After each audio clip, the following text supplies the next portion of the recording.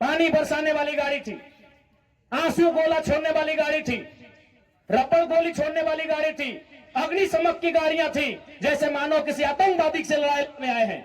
इतने बेशरम, इतने निर्लज्ज हो चुकी है आज यह सिस्टम। ऐसा टीम बनाकर आई थी जैसे मानो वो रैयतों से नहीं बल्कि किसी आतंकवादियों से मुकाबला करने आए हैं। क्या हाल होगा आपको सोच के देखिए। एक विधायक है हम, ठीक है, हमारे समर्थकों ने गलत किया था, सही किया था, वो अलग विषय है, लेकिन प्रशासन का ये रूप, ये कौन सा संवैधानिक तरीका है भाई? एक महज मामूली क्वार्टर का विषय था। ऐसे ऐसे क्वार्टर धनबाद बोकारो में गिनेंगे तो शायद 1 लाख के आसपास होगा, 1 लाख आसपास होगा। एक मामूली क्वार्टर के लिए जो प्रशासन ने अपना एक घृणित चेहरा दिखाया, बिल्कुल ये घृणित चेहरा था प्रशासन का, ये नफरती चेहरा था प्रशासन का, ये असंवैधानिक अमानवीय चेहरा था प्रशासन का।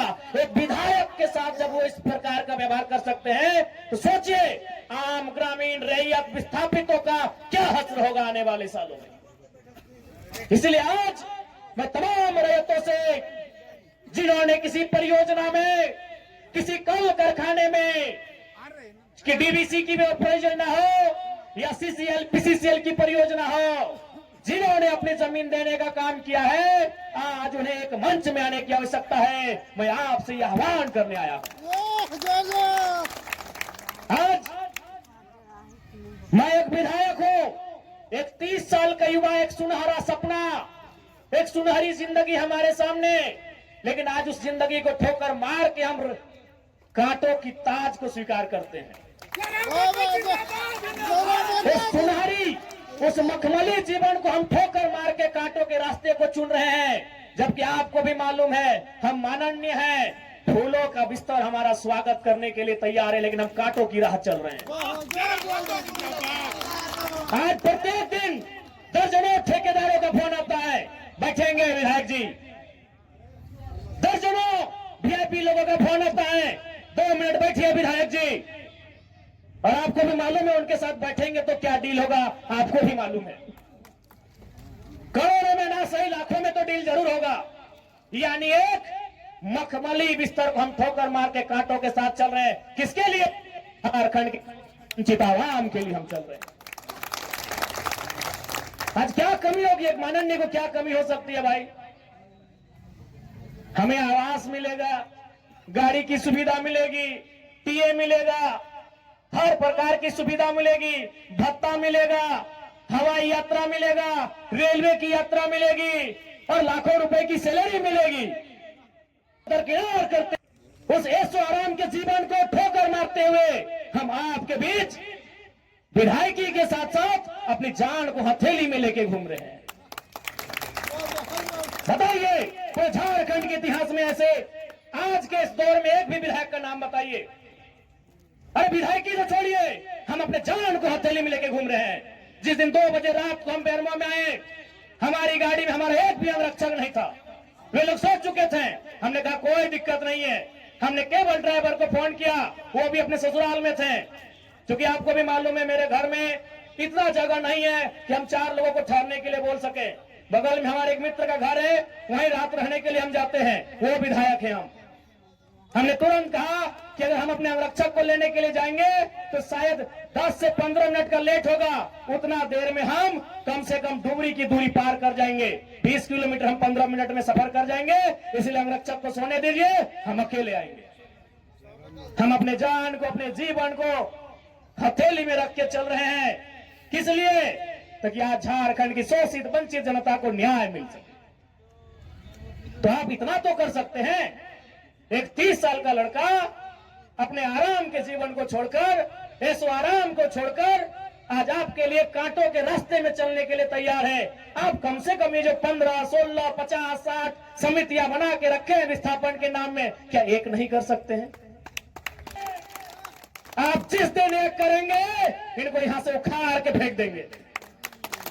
अब कीजिए। आज बीएसएल में भी हम जाते हैं, वहां 52 समितियां हैं।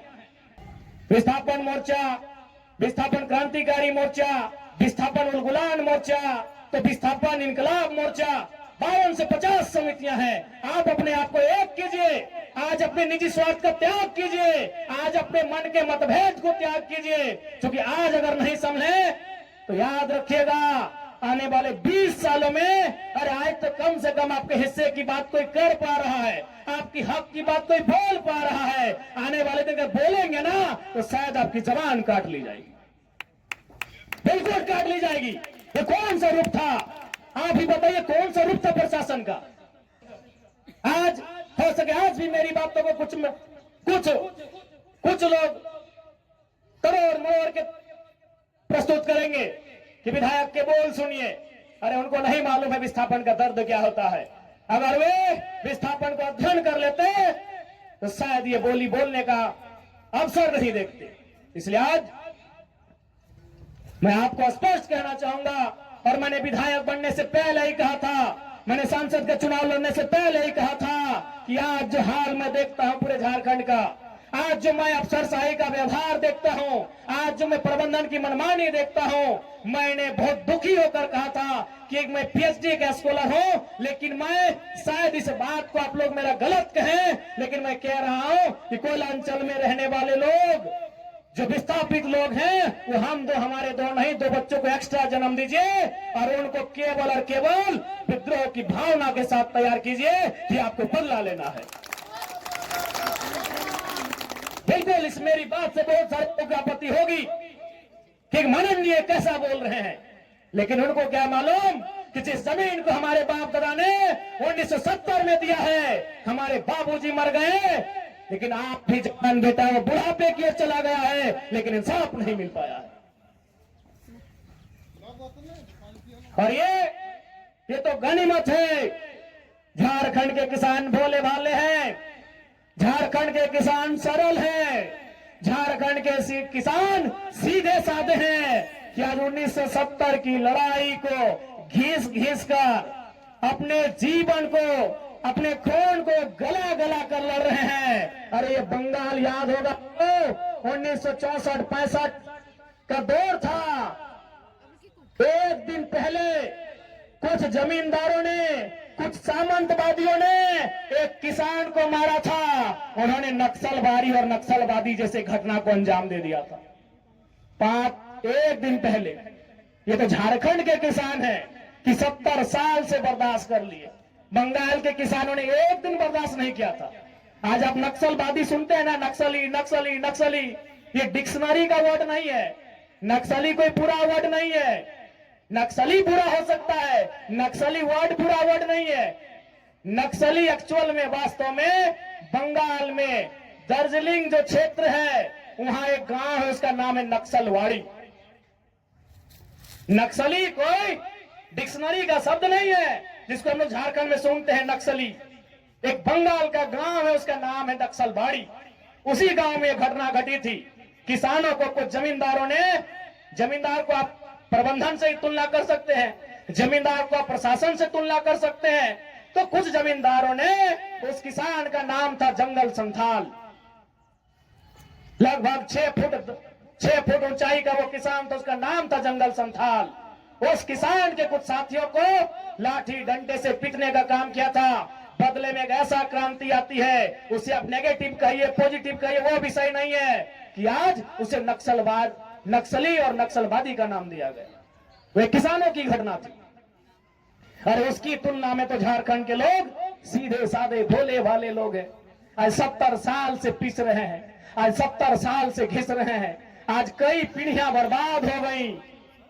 आंखों के सामने बूढ़ी माँ इलाज के अभाव में तड़प तड़प के मर गई। आंखों के सामने जवान बेटा बेरोजगारी से तंग आकर खुदकुशी कर लिया। आंखों के सामने इतनी घटनाएं घट गई, आंखों के सामने इतनी घटना घटने के बाद भी आज झारखंड बर्दाश्त कर रहा है। ये बंगाल होता तो आज नक्सलबाड़ी जैसी कई घटनाओं को अंजाम दे चुका होता।